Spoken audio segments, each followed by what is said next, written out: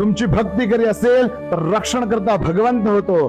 तुमची भक्ती जर खरी असेल तर तो द्वारका सोडून, तो वैकुंठ सोडून पुंडलिकासाठी ज्या पद्धतीने 28 युगा विटेवर उभारला तसाच तो उभारतो. तुमची भक्ती खरी असेल तर तो गोऱ्या कुंभारासारखं तुमचं मूल रक्षण करतो. तुमची भक्ती जर खरी असेल तर तो तुमची बुडणारी गाथा वाचवतो. तुमची भक्ती खरी असेल तर तुमच्या भक्ताच्या नावासाठी, भक्तोद्धारासाठी स्वतः परमेश्वरी अवतार घेऊन भिंती चालवतो. तुमची भक्ती जर खरी असेल तर तो नाथा घरी ज्या पद्धतीने श्रीखंडा बनून पाणी भरतो त्या पद्धतीने तुमच्या घरी सेवेकरी बनून राहतो.